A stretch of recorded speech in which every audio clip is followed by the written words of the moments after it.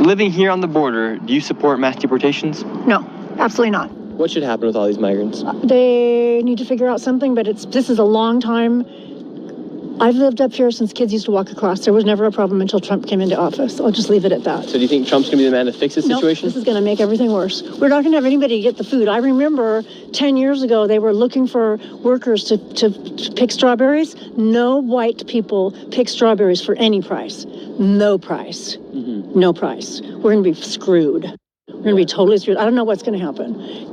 We definitely need a redo on it, and all the people that came in this past year that were not from South America, but that had flown in from China and Africa and Turkey and all the other places. I don't know how that all happened, but having a border fence does jack shit. They climb over it and they get hurt.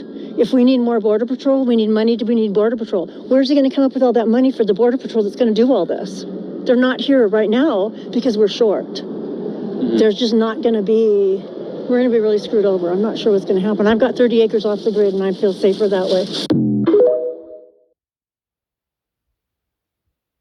Housing and food are about to get real expensive here in the U.S. because this is happening at job sites all around. People are just afraid to show up. And it's not just construction sites. Farm workers, migrant farm workers are not showing up. About 70% of the people that normally during this season pick citrus fruit are not coming to work. So what are we doing? Trump's created this atmosphere where people just don't want to come to work. And as he's been claiming, they're all criminals and freeloaders. So why are they picking them up at job sites? So short term, food is going to get a lot more expensive. But long term, housing is going to be more expensive. Because right now, 30% of the construction trades workers that we have in this country are migrants.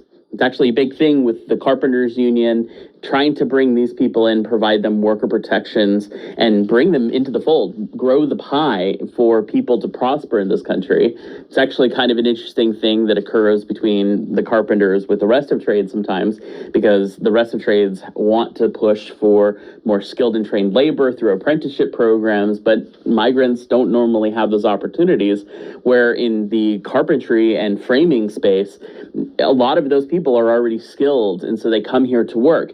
And when you think about how we have these fires in LA and how we're going to recover and rebuild, now you've cut about 30% of the potential workforce, especially way larger for framers and for carpenters.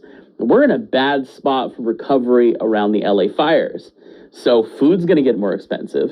And then we're not going to be able to hire the people that we need to do the construction that we need in this country. And then you slap on top of that Trump's ridiculous 25% tariffs on Canada and Mexico.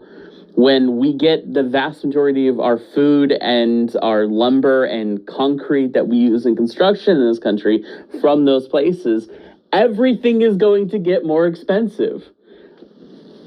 What? I swear to God, it feels like being strapped to a chair and watching a toddler play with a gun and not being able to do anything with it. It's just infuriating. Okay, so this is hilarious. I just saw this white lady on here complaining that she just lost her job because she was hired under the diversity, equity, and inclusion program at her work. And you can see she didn't want to say it, but she really wanted to be like, but I'm not black. But that's not what diversity, equity, inclusion meant. The number one recipient of DEI hires is white women. The number one people who have benefited the most from this whole affirmative action and DEI hired has been white women, 100%. And now all these white women who voted for Donald Trump are going to find out that DEI included them. And I'm sorry, but this is one of the best fuck around and find out moments yet, because these women are the ones who deserve to be fired. I'm sorry, like, if you voted for Donald Trump and you get fired because you were a DEI hire, don't come looking to me for sympathy.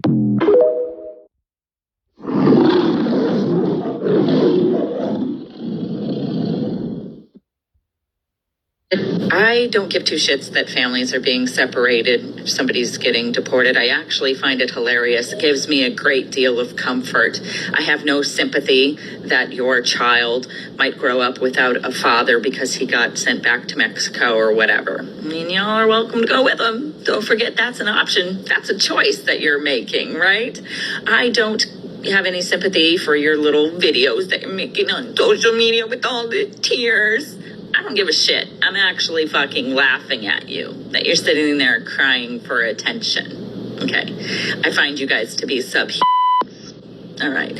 Now, while you're sitting there judging me because I don't care that families are going to be separated from each other, I'd invite you to recall that hundreds of J6ers were separated from their families for something that equates to little more than a trespassing charge. Where were you then? Okay, bye.